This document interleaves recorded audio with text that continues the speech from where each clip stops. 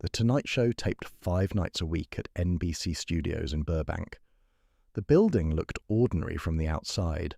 Inside it was controlled chaos, everyone moving with purpose, the kind of organized energy that produces 90 minutes of live television without visibly falling apart. I'd been working there for 8 months by the time that November night came around. I knew the rhythms. I knew when a night was going to be smooth and when something was slightly off before the taping even started. That night was off from the moment I walked in. The first guest was a woman named Christine Fuller. She was 23 years old, originally from Cincinnati. She had trained in Taekwondo since she was 14. She had just won the first Women's National Taekwondo Championship in the United States. A genuine first, the kind of athletic achievement that deserved attention and got it.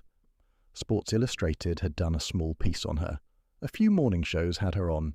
She was articulate, confident, photogenic, and she was the story the booking team wanted to tell that week. I saw her in the hallway outside the green rooms about an hour before taping. She was easy to spot, tall, athletic build, the posture of someone who had spent years being told to stand a certain way and had internalized it completely. She was talking to one of the segment producers, going over the format of her appearance. She had a kind of contained energy about her, focused like a person who was used to walking into rooms and performing well in them. She was not wrong that she would perform well. She was wrong about what kind of performance the night had in store for her. What Christine did not know, what almost nobody except the senior production staff and Johnny himself knew, was that the second guest that night was Bruce Lee. He had been on the show once before, and the viewer response had been significant enough that Fred de Cordova had been trying to get him back for months. Bruce had one condition, the same condition he always had: no advanced announcement. He wanted to come out as a surprise. Fred agreed. Johnny agreed. It made for better television. What nobody had thought through carefully enough was what it would mean to have Bruce Lee appear as a surprise guest on a segment where the first guest had just spent 10 minutes being introduced to America as the face of Asian martial arts coming to the United States.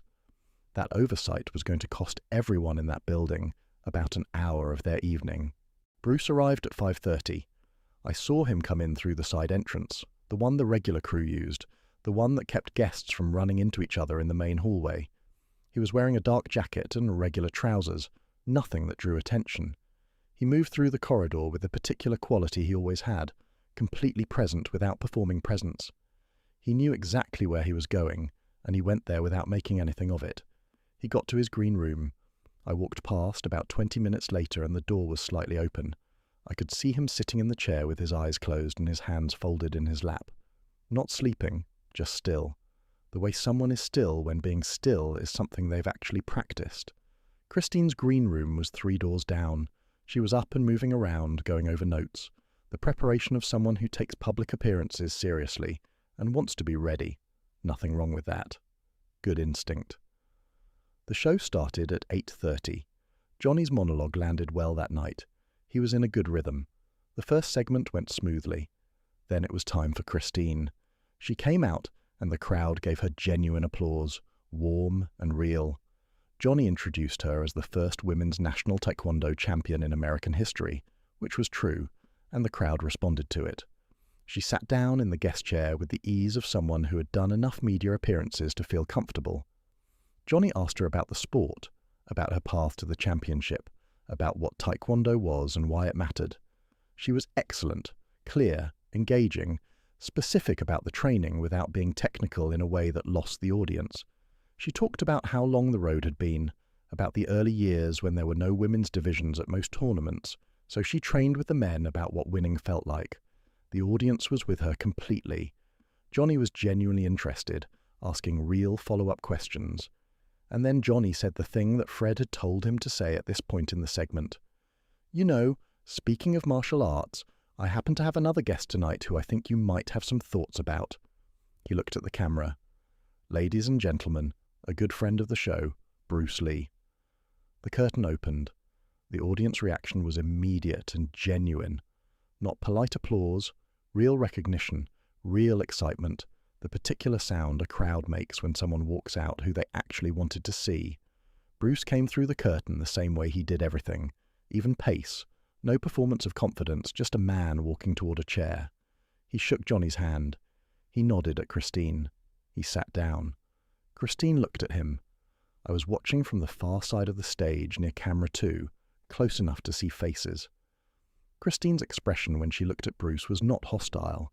Not yet. It was more like the expression of someone who has just been handed a situation they weren't expecting and are quickly figuring out what they think about it. She looked at him the way you look at something you're categorizing, trying to find the right mental drawer to put it in. Bruce looked back at her the way he looked at everything, calmly and with complete attention. Johnny steered the conversation toward the obvious topic. 2 martial artists on the same couch, 2 different backgrounds. What did they think of each other's disciplines? What were the differences? What were the similarities? For the first few minutes, it went exactly that way. Bruce talked about the roots of what he did, about Jeet Kune Do, about the philosophy of absorbing what was useful from different systems and discarding what wasn't.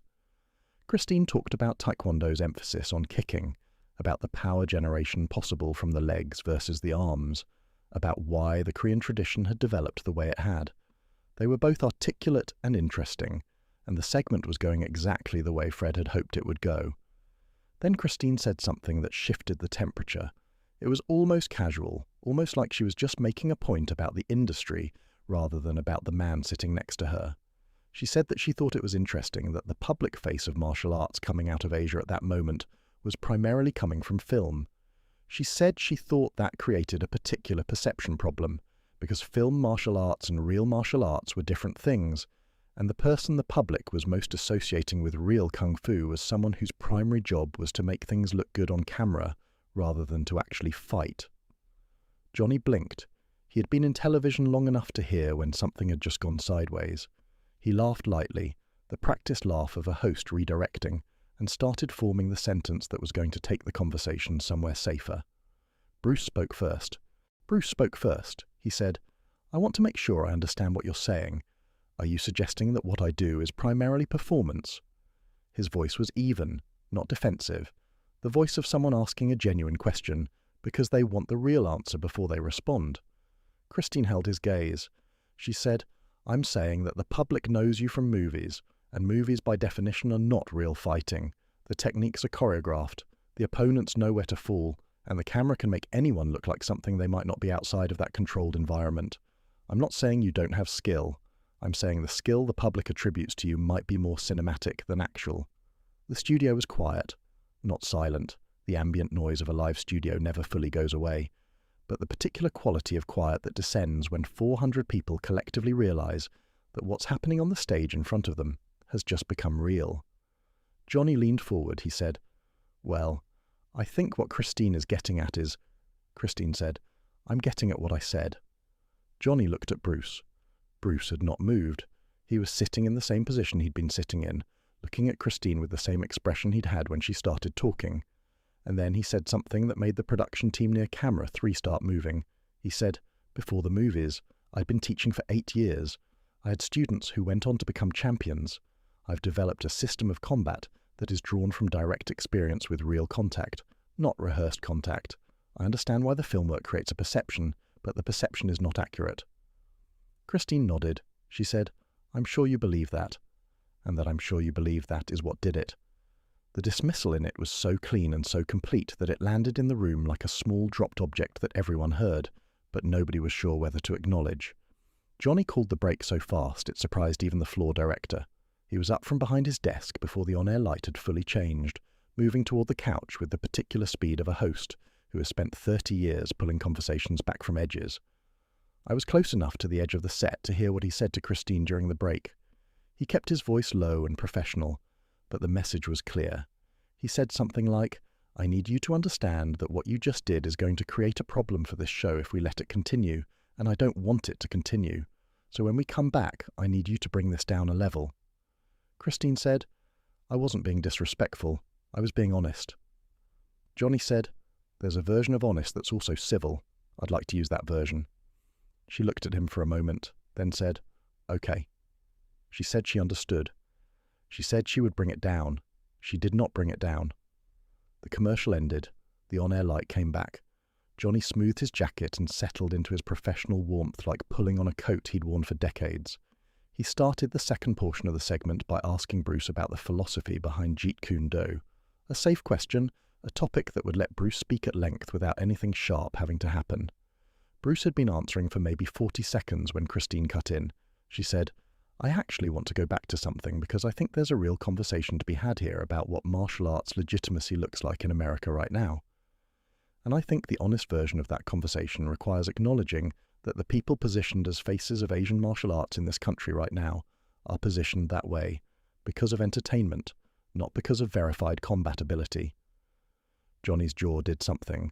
Bruce turned to look at her. He said, "Verified how?" Christine said, "Competition. Sanctioned competition against real opponents who are actually trying to beat you under real rules with real judges. That's how you verify combat ability, not box office numbers." Bruce said, "I've spent more hours in real contact training than most competition fighters spend in their entire careers." Christine said, "Training isn't competing." Bruce said, "Competing isn't the only way to test what works." Christine said, "It's the only way that can be verified by anyone other than yourself." Bruce was quiet for a second, and then something shifted in his face. Not anger, not yet. Something more like a door closing on patience. He said, "What would satisfy you?" She said, "One round contact, let's see what you can do." Johnny said in a voice that was managing two things at once, the audience and his own nerves. "Now, that's not something we're going to be able to..."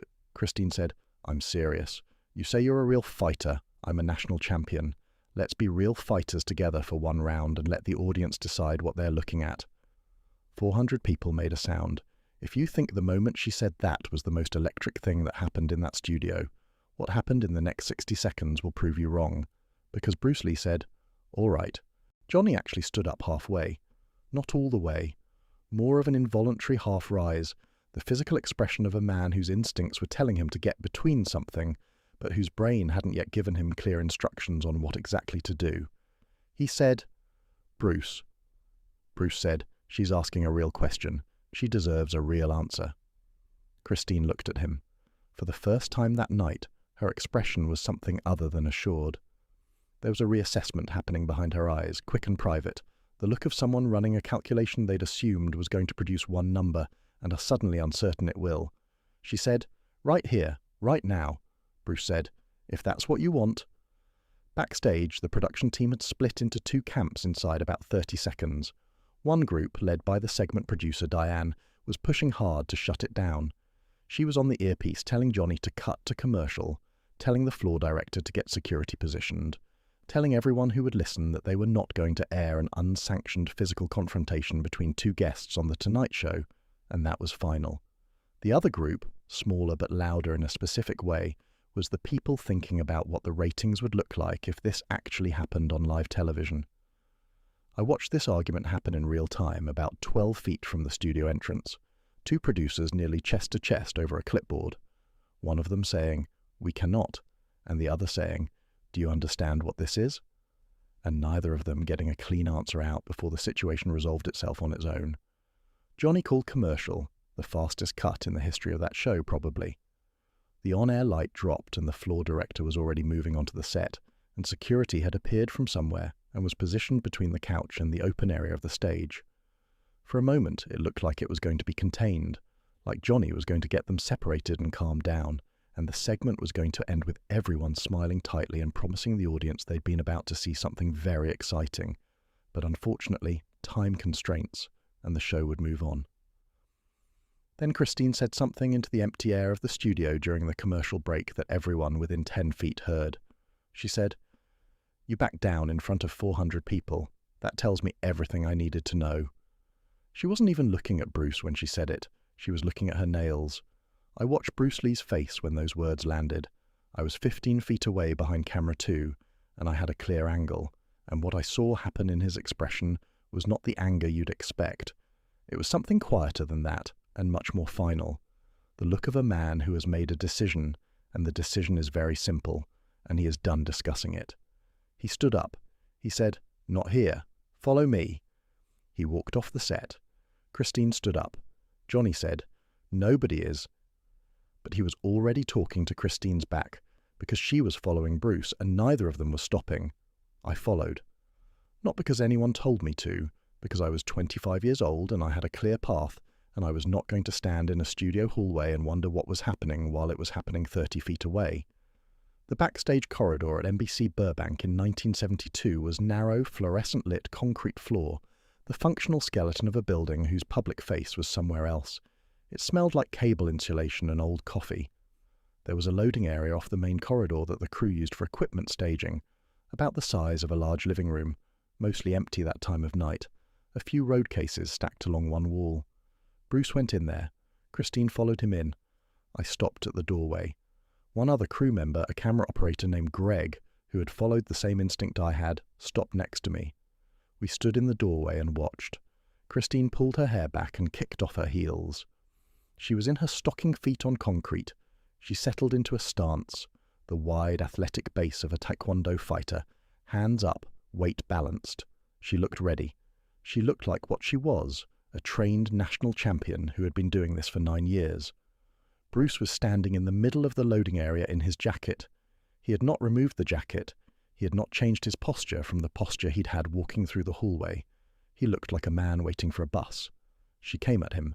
She threw a front kick, fast and committed, aimed at his midsection, the kind of technique you open with when you want to establish range and see how your opponent handles early pressure. Bruce was not where she kicked. He had moved.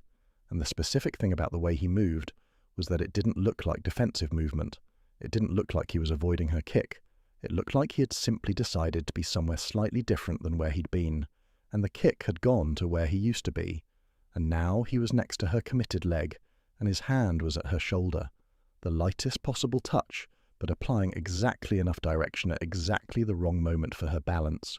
She went down. Not hard. Controlled. Her knee hit the concrete, and her hand caught her, and she was up again almost immediately. She looked at him. He was standing where he'd been, or somewhere very close to it, and his jacket was still on and his expression had not changed. She came again, this time a combination, front kick to set up a spinning back kick, the kind of sequence that had won her the championship, because most people couldn't handle the transition between the two techniques at the speed she threw them. Bruce slipped the front kick the same way he'd slipped the first one, the same small lateral movement that relocated him relative to the kick rather than removing him from the exchange. And when the spinning back kick came, he was inside it, too close for it to generate force, and his hands did something at her hip and shoulder simultaneously that introduced a direction into her spin that she hadn't chosen. She went down again, this time onto both hands, catching herself at the last second. She stayed down for a moment, not hurt, processing. She got up and looked at him, and her expression had changed completely. The assurance that had been there all night, the cool certainty that had produced every dismissive thing she'd said in that studio was gone, not replaced by anger, not replaced by humility, just gone, stripped away, leaving something more uncertain and more honest underneath it. She said, "How are you doing that?" Bruce said, "What specifically?" She said, "I can't find you. I'm looking at you and I throw and you're somewhere else." Bruce said, "You're looking at where I am. Try looking at where I'm going." She considered this for a moment. Then she came again, slower this time, more deliberate, trying to read him before committing. She threw a testing jab, something to get a response from, to see how he moved in response to something small before she committed to anything large. He didn't move away from it. He moved with it slightly, just enough to take the force out of the contact, without removing himself from the exchange. And his response was a single palm strike, controlled and precise, that connected with her shoulder with enough specific force that her entire right side stopped doing what she'd told it to do for about a second and a half. She sat down on the concrete, not fell, sat, like the decision had been made below the level of her conscious control, and she was catching up to it as it happened. She sat there for a moment, and then she did something I had not expected, and did not fully understand until later. She started crying. Not from pain. Nothing he'd done had hurt her in any significant way. From something else. Something that happens when a person who has been very certain about something for a very long time is shown in the space of about 90 seconds that the certainty was incomplete. The crying was quiet and brief, and she pulled herself back from it fast. But Greg next to me in the doorway saw it too, and I know from talking to him later that he was as surprised by it as I was. Bruce did something then that I think about more than the fighting itself. He sat down on the floor across from her, not above her, not standing, not offering a hand down from a standing position. He sat down so they were at the same level, and he said quietly enough that I had to lean in slightly to hear it from the doorway. "You're good. The kicks you threw in the studio demonstration were clean and fast and real. What you've built is real." She wiped her face with the back of her hand. She said, "Then why can't I touch you?" He said, "Because you've trained to fight people who fight the way you expect people to fight. The patterns you know are good patterns. I just don't fit them." She said, "That's not a skill. That's just being unpredictable." He said, "Unpredictable is a skill, maybe the hardest one. Anybody can learn a technique. Very few people can make themselves genuinely hard to read." She was quiet. He said, "What you said tonight in there about film and legitimacy." She said, "I stand by it." He said, "I know you do. That's why I followed you back here." She looked at him. "So you had something to prove?" He said, "No, you had something to prove, and you were going to carry that around until it got answered. Better to answer it." She sat with that for a moment. Then she said, "You're not what I expected." He said, "What did you expect?" She said, "Someone who needed to win." He said, "I wasn't trying to win, I was trying to show you something." She said, "What?" He said that the conversation you were having with me tonight was based on something you decided before you walked into that studio. You decided what I was, what film martial arts was, what the whole thing meant, before you had any real information about it. I'm not angry about that, but you were going to spend a long time being wrong about it if nobody showed you something different." She looked at the floor. She said, "What if I said I wanted to understand what you do, not to fight it, to understand it?" He said, "I'd say, come to my school." She looked up. "You'd teach me." He said, "I teach anyone who's actually asking instead of just deciding."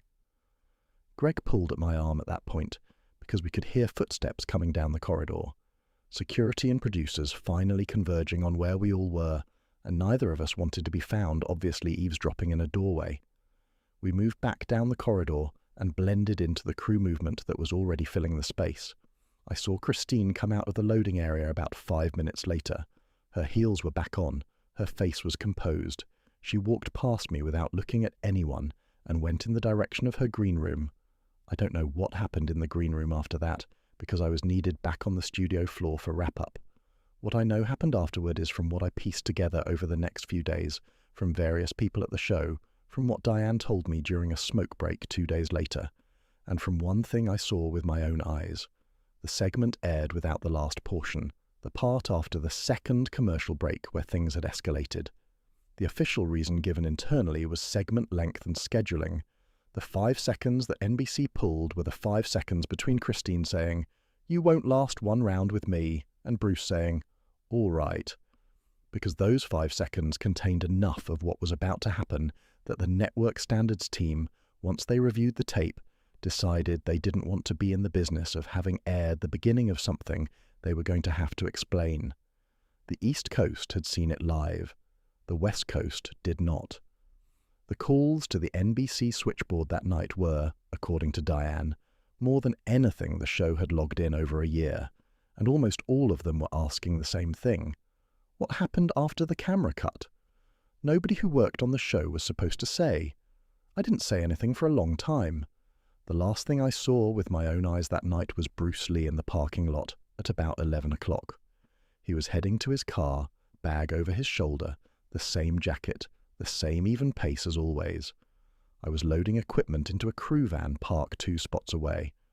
I wasn't going to say anything, wasn't going to make him stop and have a conversation when he was clearly heading home after a long evening. But he saw me look, and he knew I'd been in the doorway. I could tell that he knew, and he gave me a nod.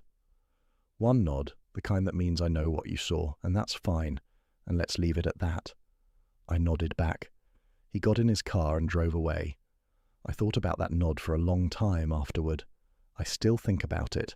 He'd been called a fake in front of 400 people, had gone backstage and done what he needed to do, had then sat on a concrete floor and had a real conversation with the person who'd said it, and then walked out to his car and driven home like it was just a Tuesday. Because for him, I think it probably was. That's everything I saw. That's the whole night.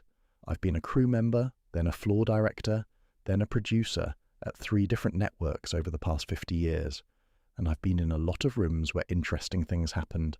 Nothing has stayed with me the way that loading bay did. 45 square feet of concrete floor and fluorescent light, where one person asked a real question and another person gave a real answer, and neither of them needed a camera to do it. That's the story.